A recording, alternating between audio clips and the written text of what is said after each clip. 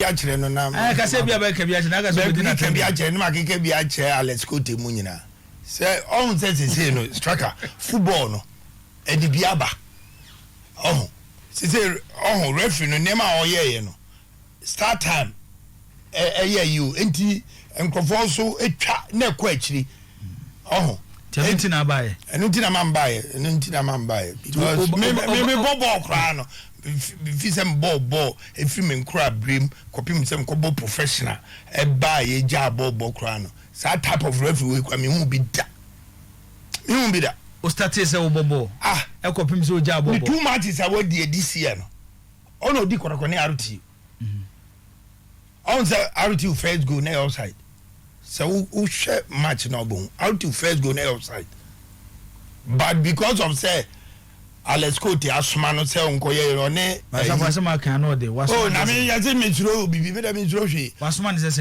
ne say Alex Kote so no de no ko e enti ono one GFA chairman no masuma say mun ko sisi kotokofo na wonim say omu sisi yen a e fete Ghana national team no omu nim za because kotoko ni bia obesuagu yen bia ka say referees appointment committee chairman Alex Kote because me be who difference ayi tete wono na GFA president Ketokraku masuma referees referee we ayi ket team no dreams ball friendly match crowd no di matches ma enti said that suma no so nkoye say adwuma no enye football no ene bie striker ene bia ba ye ball no de ama ye so aboa ye enkra no ba no na referee statisia ebere Ghana league na yi enti na teams ni ko kakra bi pe no makọ ye time ne referee we no FIFA instructor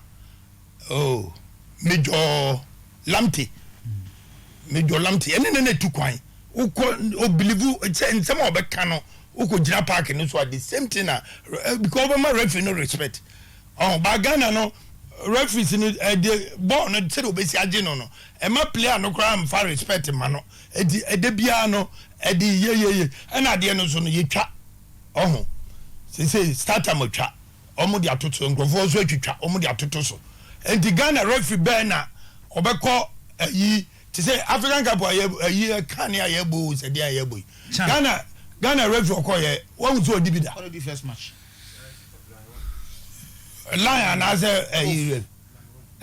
meba na ye di nkomo e wo ho Franklin Akumatey onu obi edi nkomo e wo ye Twitter message column ho achechim die oje penalty mienu editi Asante Kotoko nti ye de beto screen so nkomo oni nipa ne die ene ni nchiachiremu anu so de ma nipa no ye ni nyina beto screen so nti meba ho na ye di san nkomo nyina Kotoko supporters ni bi so akowurem akofa ni Facebook page ebisi ono ebisi nyono ama omode nsem bebre a wo tro emre bi atwam sa na omokom so na tro emre bi atwam omode nyina so start e babon nti captain yenya na enwie na to put it simple no me are disappointed president fire we striker we dey me catch the referee no me catch Ghanaian referees kra say no number 1 omu na ama football no nkrofo kra be mabu a omu nko parking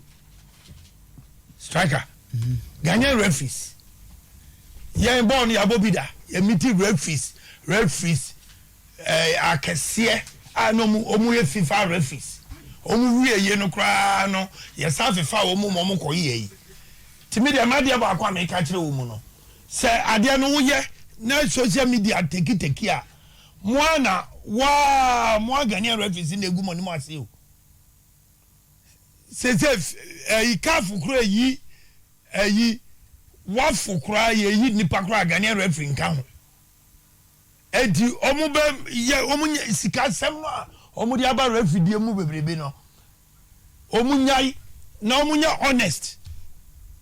honest efiri omu soro ho ebesi fom ho no omunya honest na Ghana football no emfa na ntuma pemfra mema o chance wa asema o kan twisan say referee Alex Kote retired ene GFA president ene suma referee Franklin Akumatey me say dey on say Ref Franklin no na kora ne enipa no ye nyina say Ghana ye wa ha de ko nyina ye hu na kora no de no be di referee enti na mse na yi no ntimi nsuro mentwe bibia nsa wo pe kora mesa akosoro who insist me insist mesa akosoro kora say FA president ne Alex Cote ne FA president tama ye bo blaster ba ha no wo hu say blaster ba ha hu say yen kotokofo ye bo mpaye e mom de omde ba me ye bo mpaye ma om qualify om de call World Cup no mo da munim oma anya na say eye na ebetia sans Ghana national team no kran ko ba bia bia Sarfo Gyamfi yebeda say ha ne yedemu si no me ensampa mu yebese hia on Highway Sports news at 12